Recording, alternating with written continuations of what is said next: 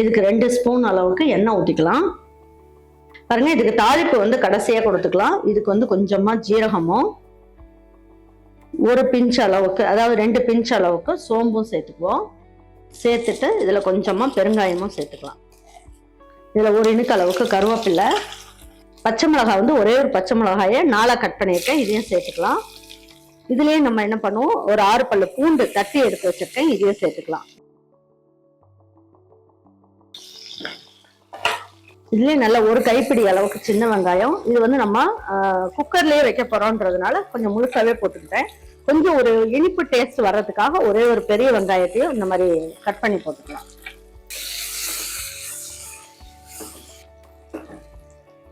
பாருங்க, இதுல வந்து 2 தக்காளி கட் பண்ணி வச்சிருக்கேன். இந்த 2 தக்காளியும் இதுல சேர்த்துக்கலாம்.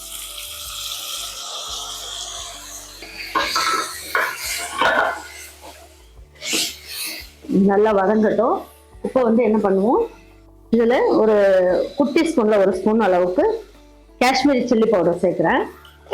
இதுல 3/4 ஸ்பூன் அளவுக்கு ரெட் சில்லி பவுடரும் சேர்த்திருக்கோம்.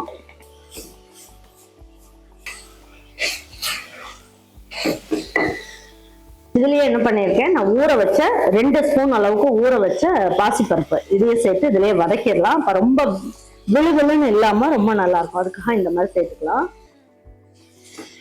எல்லாம் சேர்த்து நல்லா வதக்கிக்கலாம். கொஞ்சமா இதுல மல்லி இலையும் போட்டுருவோம். ஒரு புளியங்கொட்டை சைஸ் அளவுக்கு புளி சின்ன பீஸ் அளவுக்கு சேர்த்துக்கலாம். இந்த நாரெல்லாம் எது இல்லாம பார்த்து போட்டுக்கணும்.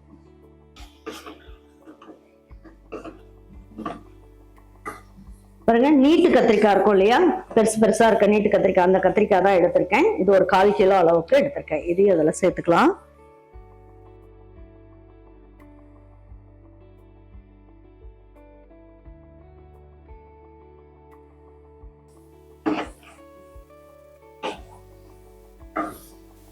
இதுக்கு தேவையான அளவுக்கு உப்பு,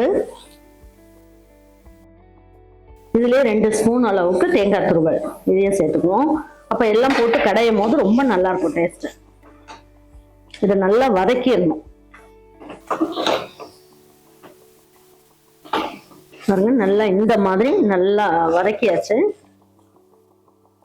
வதக்கினதுக்கு அப்புறம் இது வேகிறதுக்கு தேவையான அளவுக்கு தண்ணி அதுல ஊற்றிடலாம்.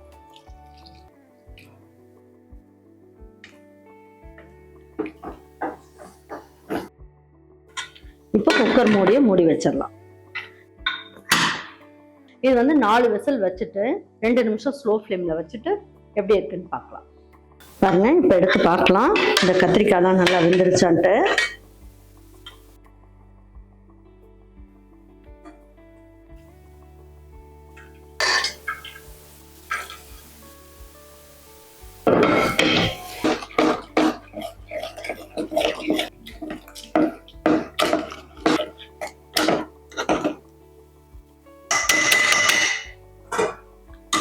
இப்போ வந்து என்ன பண்ணலாம், இந்த தண்ணியை இதுலயே ஊற்றிடலாம்.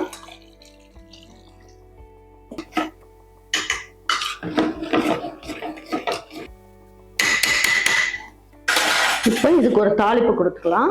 பாருங்க, இப்போ வந்து நல்லா கடைஞ்சிட்டு ஸ்டவ் ஆன் பண்ணிட்டேன். இப்போ இந்த வதக்குனதெல்லாம் எடுத்து இதுல சேர்த்துடலாம்.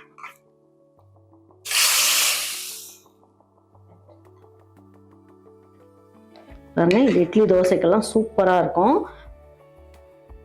1 நிமிஷம் மட்டும் கொதிச்சா போதும், எடுத்து வச்சு பரிமாறிக்கலாம்.